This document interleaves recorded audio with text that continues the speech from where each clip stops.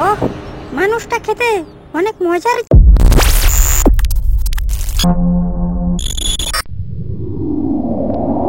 1905 সে অনেক আগের কথা। কাঞ্চগড় নামের গ্রামের মানুষগুলো বসবাস করত অনেক সুখে ও মনোমুগ্ধকর পরিবেশে। কিন্তু একদিন হঠাৎ করেই গ্রামে চলে আসলো 3 শাকচুন্নি। সে থেকেই শুরু হলো গ্রামের অশান্তি। সেখানের মানুষগুলো একে অপরের সহযোগিতা ও ভালোবাসা বিনিময়ের মাধ্যমে সবাই সবার পাশে থেকে বসবাস করে আসছিল বহু বছর ধরে।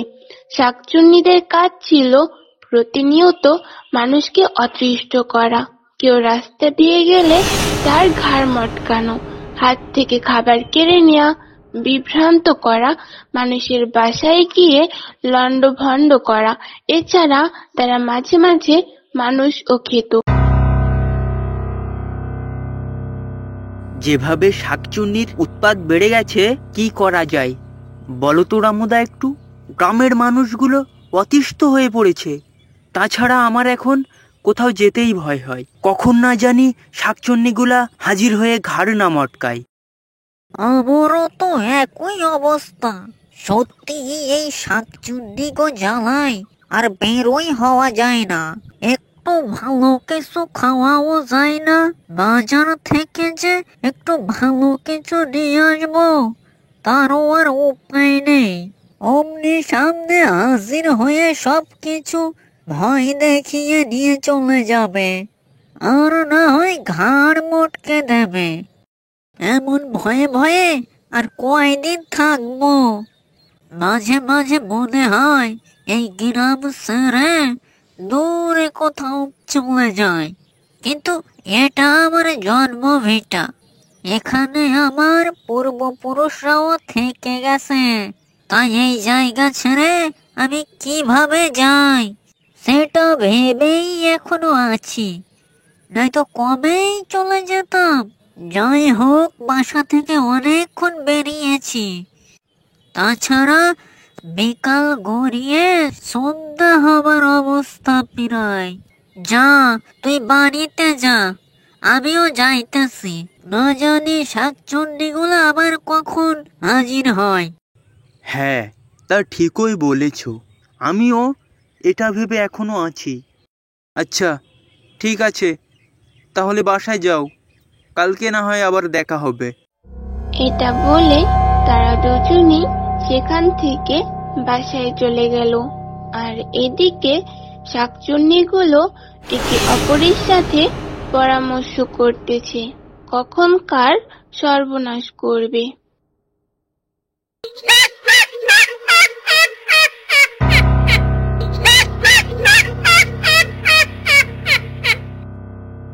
গ্রামের মানুষগুলো সব সাবধান হয়ে গেছে। তারা প্রয়োজন ছাড়া আর ঘর থেকে তেমন একটা বের হইতেছে না। চল চল, আজ আমরা একটা মানুষকেই ধরে নিয়ে আসবো, খাওয়া যাবে ভালো করে।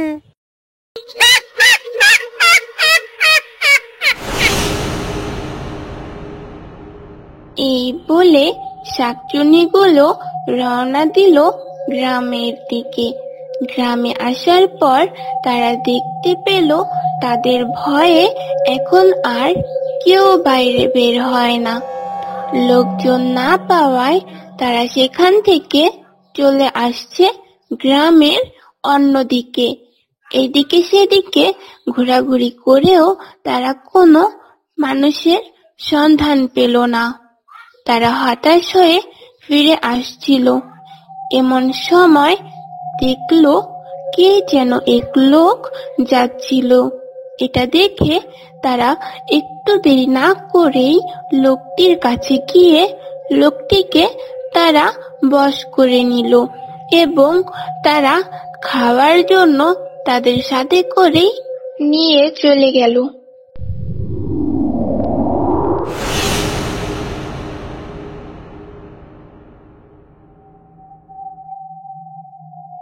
চারিদিকে এত শাকচুন্নির আনাগোনা, বের হতেই যেন গা ছমছম করে। কিন্তু বাসায় তো যেতেই হবে। আল্লাহর নাম নিয়ে বেরিয়ে পড়ি, যা হয় দেখা যাবে। ওহ, মানুষটা খেতে অনেক মজার ছিল, কি বলিস? এই গ্রামে আসার পর অনেক মানুষ খেয়েছি, কিন্তু মানুষগুলো এখন অনেক চালাক হয়ে গেছে। তাই আমাদেরকেও বুদ্ধি কাজে লাগিয়ে তাদেরকে ধরতে হবে, তাইলে আমরা প্রতিদিন মানুষ খেতে পারবো।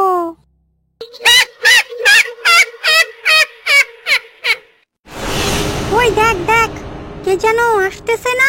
হ্যাঁ হ্যাঁ, এদিকেই আসতেছে। আসতে দে এদিকে, একবার বাগে পেলেই অমনি ঘাড় মটকে দেবো বেটার।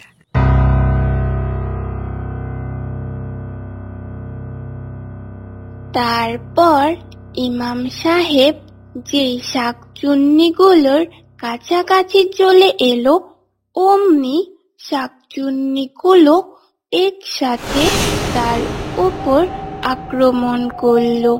তারপর ইমাম সাহেব শাকচুন্নিগুলোকে দেখে অনেক ভয় পেয়ে গেল। কিছুক্ষণ পর একটু সাহস নিয়ে বলল, এত হেসো না, ভাবছো আমি ভয় পাইছি আর অমনি আমার ঘাড় মটকাবে? আজ তোমাদের দুর্ভাগ্য যে আমার সামনে পড়েছ।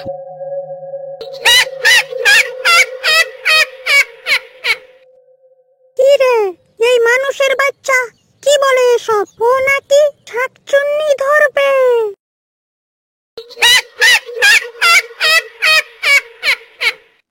দাঁড়া, তোদের দেখাইতেছি মজা।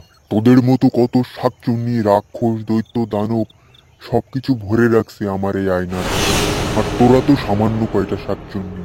দাঁড়া, তোদেরকে এখনই বন্দি করছি। এটা বলে ইমাম সাহেব তার পকেট থেকে এক টুকরা কাচের অংশ তাদের সামনে ধরার পর যখন তারা সেই কাচের টুকরোর মধ্যে তাদের নিজেদের চেহারা দেখতে পায়, তারা তাদের নিজেদের চেহারা দেখে নিজেরাই ভয় পেয়ে যায়।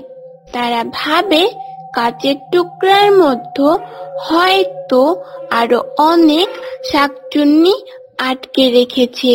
এটা দেখে তারা ভয়ে পালিয়ে যায়। এই সুযোগে ইমাম সাহেব এক ছুটে বাসায় পালিয়ে যায়।